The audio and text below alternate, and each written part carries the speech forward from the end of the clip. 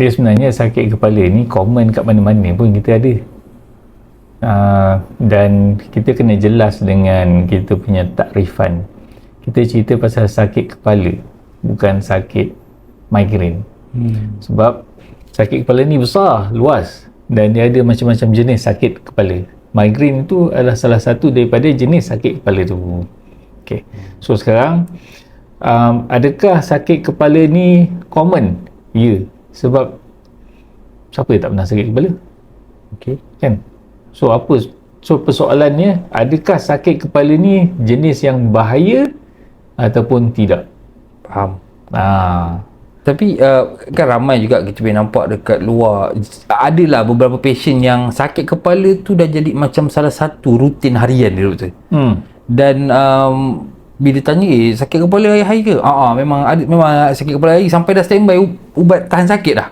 Dan macam dah prepare that untuk sakit kepala. Apa pendapat doktor untuk kes macam tu? Okey. Sakit kepala ni bergantung kepada pesakit, dan sekiranya sakit kepala tu lebih daripada 15 kali sebulan, maksudnya dalam lingkungan selang satu hari, dan dia boleh dapatkan rawatan sebab tu dah lebih daripada dia dah menepati kriteria untuk dapatkan rawatan lah. Sakit kepala yang lebih daripada 15 hari sebulan. Okey, so dan penggunaan ubat tahan sakit dengan sakit kepala ni, doktor. Okey. Sekiranya pesakit ada sakit kepala, antara rawatan permulaan yang kita boleh buat adalah bagi ubat tahan sakit. Dan ubat tahan sakit ni ada macam-macam kategori. Betul. Dia ada kategori 1, 2, 3 dan 4. Dan ada macam-macam jenis dalam kategori 1 dan 2. Dan pesakit boleh cuba yang mana yang berkaitan. Dan cubalah, ada yang elok dengan makan paracetamol, ada yang elok yang makan dengan NSAID yang lain. Tapi macam doktor pernah cakap sebelum ni, sakit kepala itu mungkin disebabkan masalah-masalah lain, tapi ada juga yang katanya sakit kepala disebabkan oleh leher. Leher punya sakit kepala. Dalam kategori sakit kepala, ada satu jenis penyakit yang kita panggil cervicocranial headache, di mana sakit kepala dia disebabkan oleh ada masalah di leher, menyebabkan deria kulit kepala ni mencengkam, yang menyebabkan rasa macam sakit kepala. Okay. So dalam kebanyakan pesakit saya yang jumpa saya kat klinik, sakit cervicocranial syndrome ni yang paling banyak saya tengok. Dia tu boleh beritahu apa dia punya simptom sakit kepala cervico tu? Okey. Antara tanda-tanda dia kata sakit di bahagian belakang dekat tengah ni. Sakit belakang tengkuk ni. Belakang tengkuk. Dia kata otot dia macam mencengkam. Bahasa Indonesia kata pegel. Pegel macam Hindustan pula lah. Okey, tapi so dia sakit leher, sakit tengkuk, nak pusing lehernya, nak pandang kiri kanan rasa sakit. Okey. Dan ada kawasan di belakang kepala yang memang kalau kena urut tu sakit kepalanya. Rasa macam sakit tengkuknya. Okey. Itu tanda-tanda di bahagian leher sahaja. Okey, so sekarang ada tak tanda-tanda lain? Contoh telinga berdesing. Betul, saya pernah alami. Panggil tinnitus. Ada rasa macam melayang, panggil vertigo, macam bilik tu berpusing ataupun rasa macam tak balance. Dan ni rasa macam baru turun daripada bot lah, macam terhuyung hayang. Okay. Ada juga pesakit yang kata ada masalah dengan penglihatan. Dia kata mata dia nampak macam bergetar sikit, ataupun ada gangguan kat situ. Ada juga pesakit yang kata ada kawasan leher ni sakit dan susah nak telan.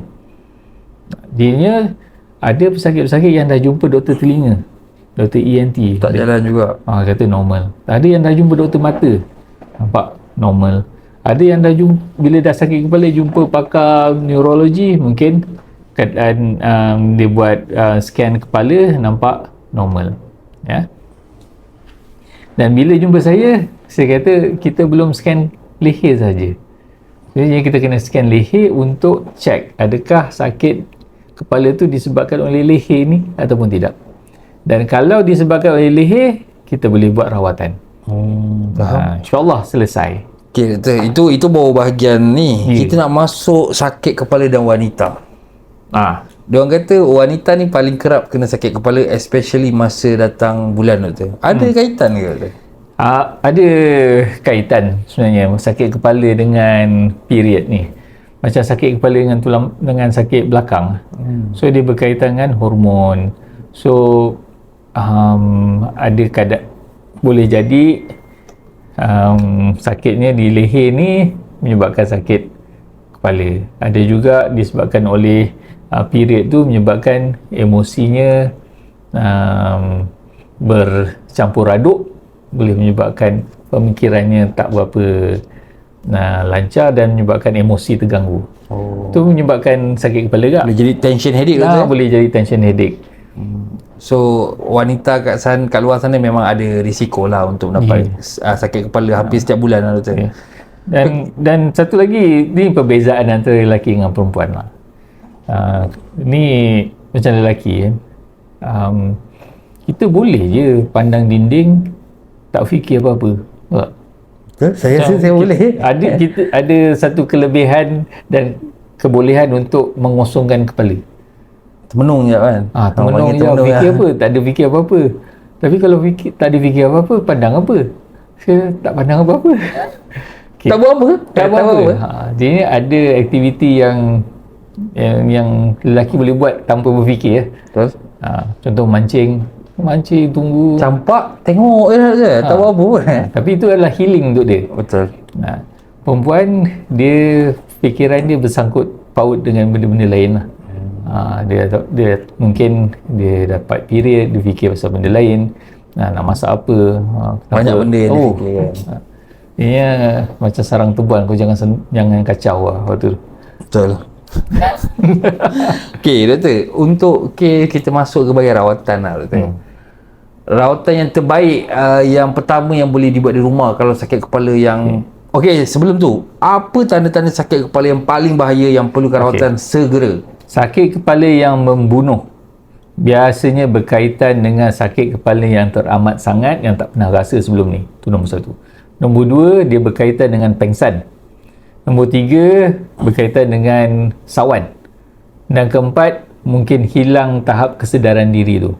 Dia mengantuk, nak cakap susah. So bila ada tanda-tanda ni, terus dapatkan rawatan kecemasan ke hospital yang berdekatan dan dapatkan rawatan yang segera lah, sebab kita takut ada saluran darah yang pecah di dalam otak. Itu akan meletakkan satu sakit kepala yang teramat doktor. Okey doktor, kita back to rawatan boleh doktor. Rawatan awal yang boleh dibuat di rumah.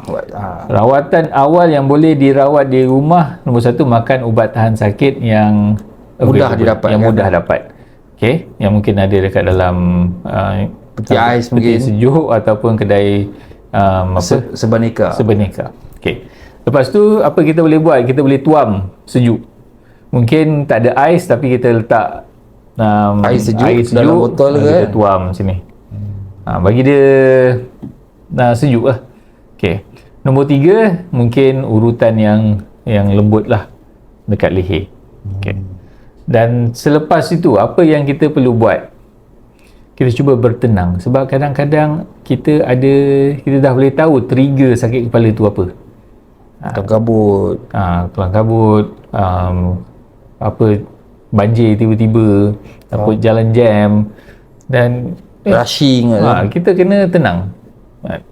Okay. Selepas tu, kita nak buat apa? Bagi saya, rawatan yang terbaik bermula dengan penyiasatan yang sempurna. Kita kena siasat. Kenapa dia sakit? Buat scan, tengok otak dia ke ataupun leher dia. Dan ada juga pesakit yang bila kita interview, kita periksa, sebenarnya punca sakit kepala dia bukan fizikal, tapi mental. Kau jangan sebut mental, tapi emotional. Sebab bila kita sebut mental ni, dia macam sensitif. dia sensitif dan ada stigma lah. Faham. So sakit bukan ada sakit mental, tapi emosi dia tak stabil waktu tu yang menyebabkan dia dapat sakit kepala. So bila kita dah tahu punca dia, kita boleh selesaikan. Sebab sakit ni dia ada fizikal dan dia ada emotional. Sebagai contoh, contoh ni saya selalu bagi kat pesakit. Contoh kita sakit lutut lah. Lepas tu kita nak pergi kerja, kita kena parking jauh. Lepas tu kita fikir, kenapa parking jauh? Kalau lutut sakit, lepas tu hujan lah, ni lah, ni. Sakit ni fizikal di lutut, tapi emotional tu terganggu juga. Betul. So kita rawat, bila kita dah rawat yang lutut tu, emosi insyaAllah akan selesai. Tetapi kalaulah dia tak ada sakit apa-apa pun, tapi emotion dia terlalu fragile, sikit-sikit trigger lah. Panas, boleh sakit kepala, sejuk sangat sakit kepala. Tapi ada doktor kes macam tu, terlampau panas sakit kepala. Kita duduk kat Malaysia, Bil, minggu ni je dah cuaca dah 40 degree tu. Tiba-tiba hujan kan? Lepas tu tiba-tiba hujan. Masuk mall, tiba-tiba sejuk. Faham. So adakah itu, ada sakit kepala tu disebabkan oleh emosi? Emosi. Betul. Sebab cuaca tu kita tak boleh nak kawal, Bil. Betul. Ini macam ini baru nak keluar hujan pula, baju tangkat. Okey, faham. Faham Sebab saya dah tengok banyak pesakit. Antara ada cerita-cerita dia lah. Ada pesakit saya, dia tak boleh tengok awan yang mendung, awan yang gelap. Kenapa? Sebab dia berniaga. Dia ada setiap hari ada satu tapak dia kena pergi. Dan so, dia tengok awan gelap, dia sakit kepala tu. Sebab dia tahu hari akan hujan, mungkin orang tak datang kedai, dan mungkin tapak tu burn. Betul. So macam nak rolling. So itu antara yang saya penyebab lah tu. Penyebab. Tapi ada orang dia suka cabaran yang macam tu sebab dia berniaga. Dia jenis berniaga, so dia kena rolling dan dia sukakan cabaran macam tu. Ada orang nak berniaga tapi dia tak boleh hadapi cabaran macam tu. So kadang-kadang kita kena tanya diri kita, kan? Pepatah Melayu kata, kalau takut di lambung ombak, jangan berumah di tepi pantai. Tapi bila kita dah buat rumah kat situ, kita kena hadapi, prepare, standby.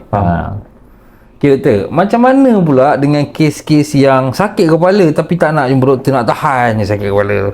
Saya tak boleh buat apa, Bil.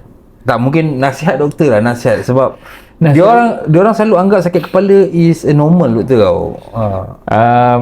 Nombor satu, kita kena tanya ada tak hilang fungsi badan. Kalau ada hilang fungsi badan, dapatkan rawatan. Kalau dia kata nak tahan, terpulang lah, doktor. Ya, sebab macam kita pergi kedai kalau dia tak lapar, kalau dia lapar pun dia tak nak pergi kedai makan, tak boleh buat apa, Bil. Kita jangan paksa. Okey, doktor, kalau apa lagi tanda-tanda sakit kepala yang boleh membagi satu alamat yang ada ketumbuhan dalam otak? Okey. Ini satu jenis sakit kepala yang bahaya yang kita belum bincang lagi. Okey. Macam saya kata tadi, sakit kepala yang bahaya adalah bila hilang fungsi badan. Okey. Dan antara tanda-tanda lain yang berkaitan dengan otak adalah rasa muntah, rasa mual di waktu pagi. Waktu pagi je rasa macam muntah, lepas tu dia muntah, sakit kepala dia kurang. Okey. Dan dia berkaitan dengan tempoh dia tu.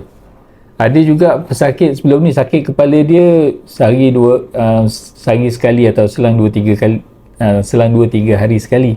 Tapi sakit dia bertambah kerap dan makin teruk. Yang itu kena dapatkan rawatan, kita buat scan sebab kita takut ada ketumbuhan dalam otak yang menyebabkan tekanan dalam kepala dia meningkat. Sebagai contoh, saya ada satu pesakit umur 51 tahun. Dia tengah bawa kereta, tiba-tiba dapat sawan. Alamak. Bam, dia langgar barrier. Okay. So tahap kesedaran dia berkurangan waktu tu dan isterinya panik, panggil orang tepi jalan kan, sebab dia tak langgar orang, so dia langgar dinding. So ada juga lah orang yang sanggup berhenti, bawa pesakit pergi hospital. Bila buat scan, ada nampak ketumbuhan di otak sebelah kanan kat depan. So ketumbuhan itu yang menyebabkan dia dapat sawan. Sebab tu antara tanda-tanda yang utama yang saya kata adalah hilang fungsi badan ataupun badan tu bergerak sendiri lah macam sawan. Okay. Ada juga tanda yang orang kata ni kuasa rahsia Allah lah. Mana saya ada satu pesakit dia ni budak baik. Waktu zaman COVID ni, bapak dia suruh dia tinggal kat kebun, kerjakan kebun tu, usaha tanam, bersihkan. So dia pun bersihkan kebun, potong rumput. Satu hari tengah mesin rumput, kena tebuan tanah. Alamak. Dia pun hadapi je lah, kena sengat. Okay. So dia pergi hospital. Ke hospital tu, doktor kat situ nampak kepala dia macam bengkak lah, kena sengat tebuan. Doktor pun buatlah satu scan. Nampak ada satu ketumbuhan dalam kepala. Alamak. Okay.